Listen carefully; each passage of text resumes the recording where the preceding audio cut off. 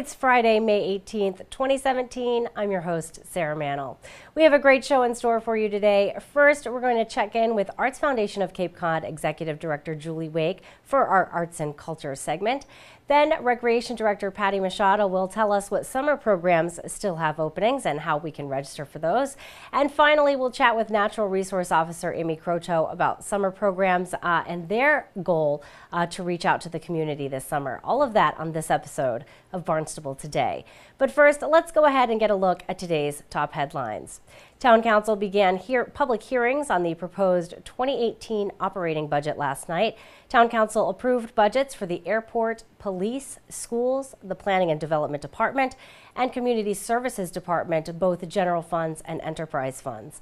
All other department budgets were moved to the June 1st Town Council meeting.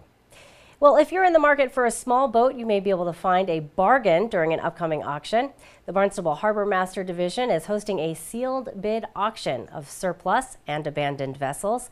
The auction will take place at the Marine and Environmental Affairs Office. That's on Finney's Lane. That's taking place this Saturday, May 20th. There is additional parking in the vacant lot across the street on Finney's Lane. Payment shall be made by check or cash and payable to the town of Barnstable. You can see a full list of vessels that will be included in the auction on the town's website. Well, it's time to get that beach parking permit, and you can do that at the Hyannis Youth and Community Center. Beach parking permits can be purchased from 9 a.m. to 4 p.m. Monday through Saturday, and 9 a.m. to noon on Sundays and holidays. Beach parking permits cost $40 for residents. Up next, we'll chat with Arts Foundation of Cape Cod Executive Director Julie Wake.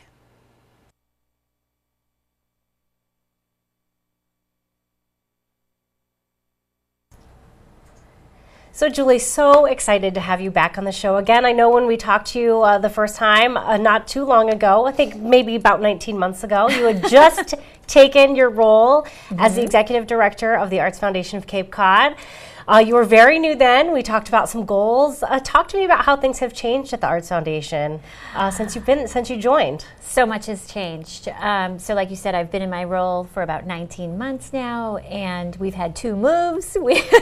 We've moved down to Main Street, Hyannis, in a new office above Puritan's on Main Street. I have a new staff. I have a growing board. We have growing supporters. It's been a really amazing, almost 2 years now of growing the Arts Foundation and all the things that we do. And you know, how do you like your new location above Puritan?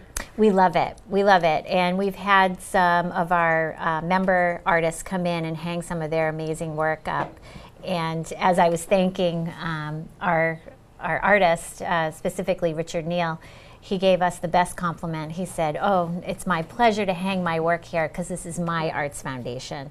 So to me, that was a real boost to saying, "You guys are doing a good job. You're working for us and listening to what the needs are locally for the arts." And so interesting that you, this is a perfect time to talk about this, I think. A lot of people don't really understand what the Arts Foundation of Cape Cod does. So, well, let's go over and talk about all of the things that you do to support artists in our community. Thanks for asking. So the Arts Foundation is actually kind of spawned out of the Pops by the Sea, and we are a funder of the arts, first and foremost. So we're here to support, celebrate, and promote arts and culture on Cape Cod and Barnstable County specifically. And so we do this in a few different ways, and the most important way is we raise funds in order to give back grants, scholarships, and fellowships back into locally into organizations or individual artists or art students. So we raise money in order to gift those grants. What kind of grants? What kind of grants would, or what purpose would an artist be applying for a grant from the foundation? So we do every year. We've grown our fellowship program, and so that's where we give individual artists some funding. And so right now we have 3 categories, and it's actually just wrapped up. So we're in the process of reviewing some of the applications, but they're within written word, visual arts, and performing arts. And so an artist this is really strictly like gifting them the funds in order for them to pay rent, buy supplies, anything that would help them do their craft. What we ask in return is that they stay and work here on the Cape and work with us throughout the year as our fellow recipients. Excuse me. This year, we actually had a great partnership with our visual arts recipient, Jackie Reeves, who also became our POPS commemorative painter. And so it's been a really great, we often create these great partnerships with our fellowship recipients. And then as far as our grants go, we've been really able to increase the grant funding this year. And some interesting things that we saw this year for requests were in the Arts Heal kind of category. So we saw everything from the conservatory working with Parkinson's patients with this Sing for Joy program. We're a partial funder of that, and we found that to be really interesting and very productive. The caregivers that we met with just loved the program. It's adding so much joy and comfort into those lives. We're also working with the Barnstable Senior Center this year, where they have an art program for dementia patients that they have in their day program. And we just find this to be really critical work. To me, that's the other part of what the Arts Foundation does, is to advocate for what the arts can provide here on the Cape. So often the arts are kind of, I think sometimes people just think it's nice and not necessary, but we know that it's absolutely necessary in order to have a thriving community, a thriving neighborhood, to have arts involved. So that's the other part of my job, is to really advocate to make sure that the arts are at every table, from healthcare, opioid crisis to housing. We all share those societal issues, and so we feel strongly at the Arts Foundation that the arts can help with that healing process and recovery process. So interesting, and I've often thought that art can be very therapeutic, and interesting to see how many different uses that you can find for art. So really awesome things that you do. Now I know you also do a lot of work with the summer concert series here at Azleton Park and throughout Cape Cod. So you work with, I think, is it TD Bank that helps do that? That's right. TD Bank is our major sponsor, and we produce about 35 concerts from Falmouth out to Orleans for these summer concert series, and they're free to the public. And the cool thing about that is that it's really for emerging local bands and musicians. So we have a focus on this series to really have it thrive. It's actually run by our interns in the summer. Our interns are going to be starting in another couple of weeks, so we're thrilled to have them back, and it adds so much life to the office and music. Which is a great experience for them as well, as they move throughout their career, getting some really hands-on experience, running arts events, some really big events. So really interesting for them to have that opportunity. Have you hired all up? Are you full for interns, or are you still taking applications? Interns, yeah. We hire early on, probably in the January, February time frame. We hire 3, and we have a small staff, and we kind of divide and conquer some of the projects, and we try to make it as interesting as possible. Now, any goals for the future? I know a lot has changed. Oh, we should mention to the Pops for sure. Coming. So that is, and we will say that is one of your biggest fundraisers for the year. So that's really how you bring in the money to give out to the community and really help the art community. That's right. It's our biggest fundraiser of the year. It's always a great event. We love it. It's iconic.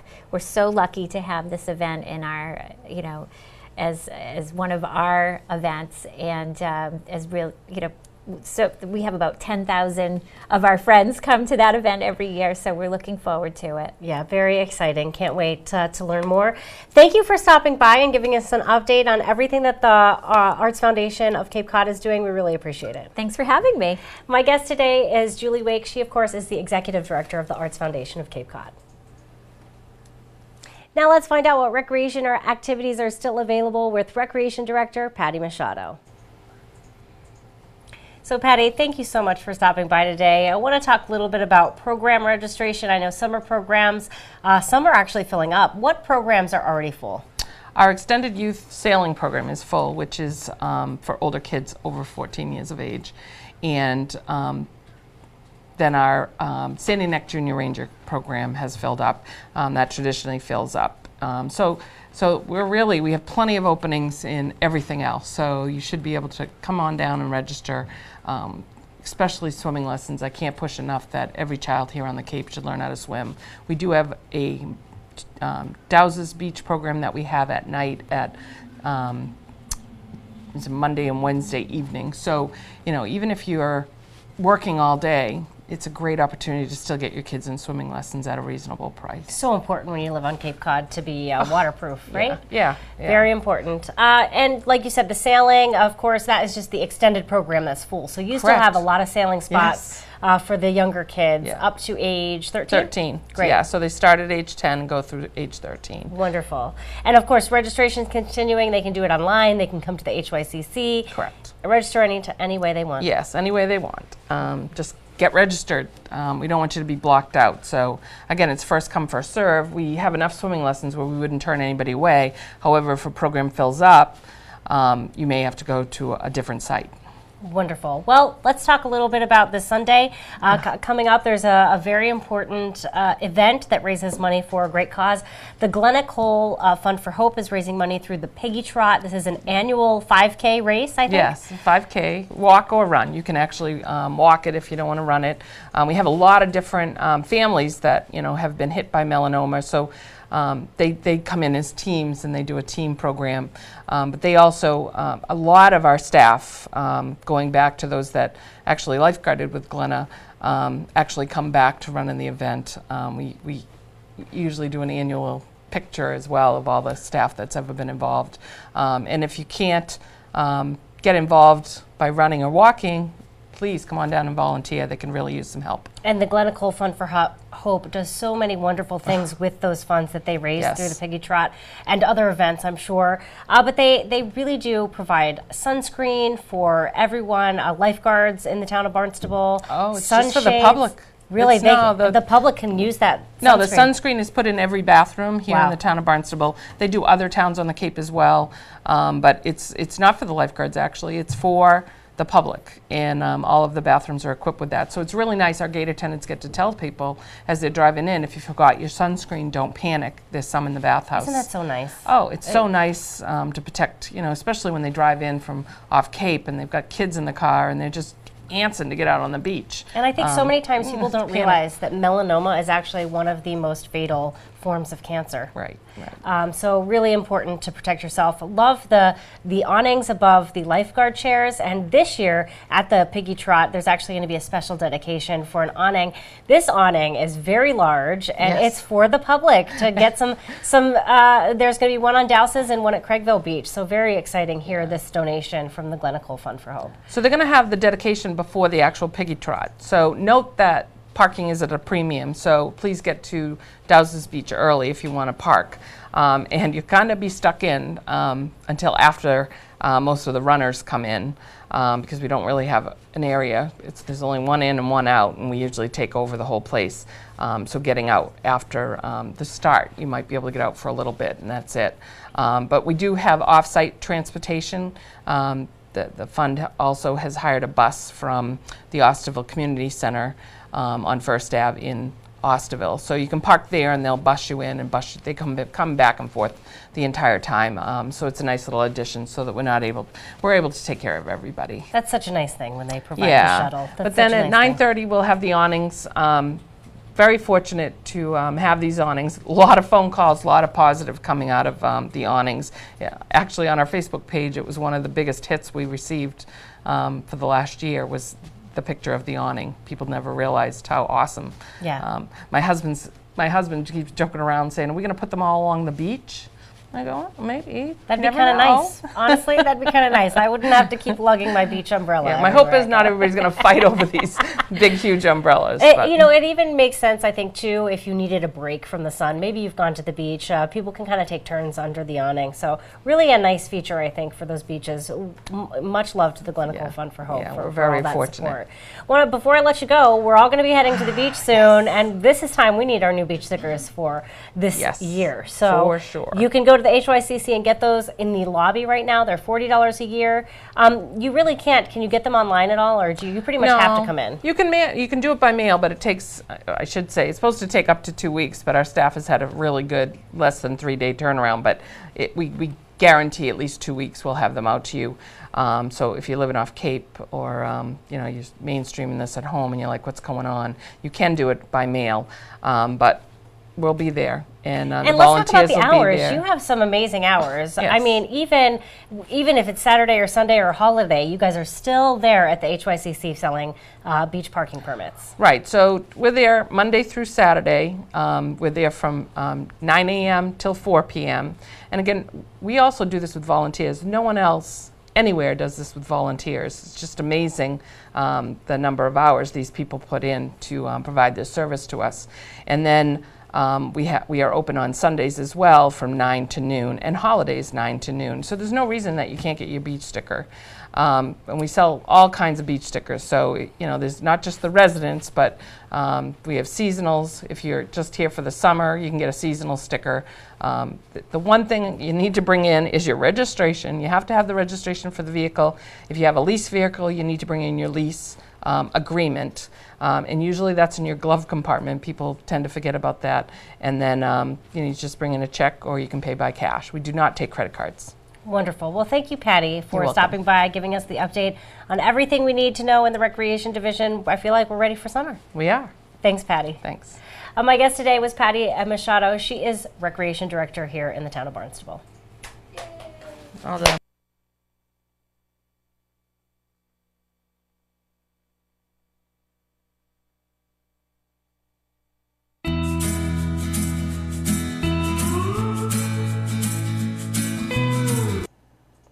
Joining me now live on the phone, Natural Resource Officer Amy Croteau. Hard at work already this morning. You were up at 5 and out doing things. What were you doing at 5 this morning? Yeah, so unfortunately in this line of work, nature doesn't wait for us lazy people to roll out of bed.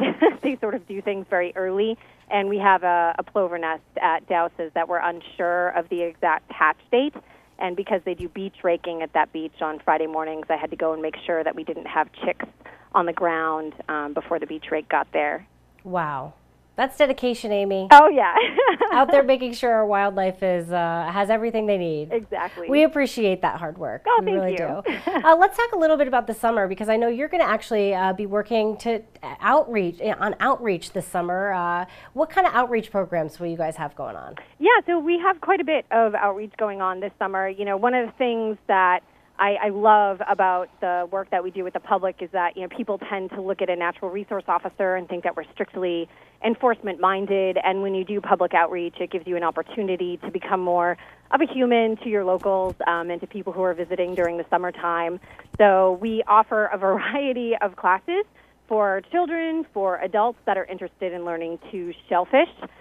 We also offer turtle talks throughout the summer, and we're doing a public diamondback terrapin release as part of our Head Start program.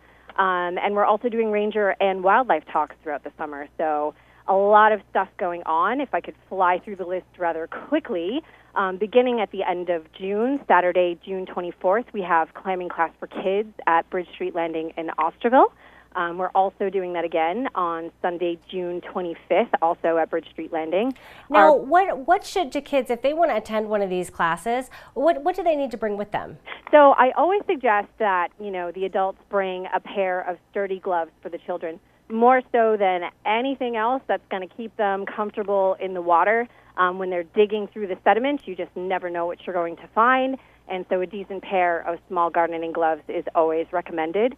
They usually wear boots because we do them in June. Sometimes they show up in bathing suits. Sometimes they show up in clothing. But you definitely can expect to get wet because unless you're digging steamers, which are typically exposed by low tide, you're digging quahogs that you have to physically be in the water to dig up. Wow. Good advice. We also have our public diamondback terrapin release. We over here at MEA have been raising 4 of the diamondback terrapins out of the 64 that were given out to classrooms to Head Start over the winter. Because the classrooms do private releases with their children that have raised them throughout the winter, we offer a public release whenever we have some that we've raised at the office. That will be at the Standing Neck Gatehouse at 4 p.m. Tuesday, June 27th. And we also are doing wildlife talks as part of the Bismore Welcome Center sort of outreach for the summer. And that entails basically me showing up with all my stuffed animals that I have as part of our salvage program, explaining what it is to be a natural resource officer, how that bleeds into wildlife, and then explaining, some of the characteristics of our local wildlife, what you can expect from them, when they're breeding, when you see their babies, what to do if you think you find an orphaned baby, those sorts of things. All kinds of great information, I think. What fun to learn that as a kid, and how fun that you're going to be out there in Bismore Park interacting with probably both visitors and locals. Yeah, I think it's going to be a really interesting opportunity for me, because typically when we do outreach, unless we're at an expo, we're always dealing with locals. Yeah, that'll be fun. And give a little bit more introduction to Cape Cod and a little bit more about the wildlife for our visitors. So cool for them to have that information as well. Yeah, absolutely, because a lot of the time we have people that come here and they're just not familiar with the fact that wildlife on Cape Cod lives in very close proximity to wherever you're staying. Our backyards are absolutely their backyards, and so people aren't typically used to being so up close and personal with their wildlife. That's right. I want to talk to you too. I know you have clamming classes for adults, but you're also reaching out and having clamming classes you're clamming classes for kids, but you're also reaching out to adults in July. Right. So we used to only have clamming classes for kids, which were very well attended, but then we would find sort of novice adults who would ask to participate in these events. And while we typically didn't give them Clamor Kid badges or certificates of completion at the end of the class, we would always welcome anybody who was interested in learning to shellfish. Because the interest was so high and because we have such a good turnout on the kids' days, we're now offering free clamming class for adults and kids too throughout the remainder of summer in July and August. Well, where can you have a very long schedule here? This is a great resource. Do you have this listed anywhere on the website, so if someone's listening, they could maybe check that out? We do. So for the clamming classes, we currently are going to have up on Channel 18 and on the Town of Barnstable Natural Resources webpage our public terrapin release flyer and the dates for clamming class for kids.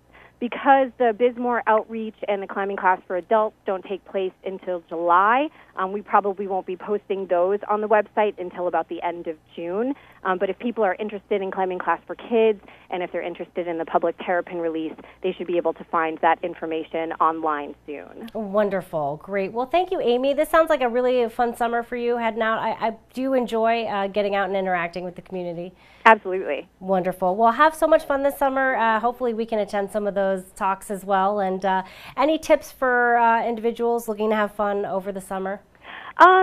Just be safe while you're having fun, and bear in mind that while you're enjoying all that nature has to offer here on Cape Cod, just remember that other animals are trying to live their lives here while we're enjoying the environment. So trying to coexist as best you can is always something that I suggest. Yeah, be respectful and think about the animal's perspective. Thank you so much, Amy. We really appreciate it, and I'm sure we'll see you around town.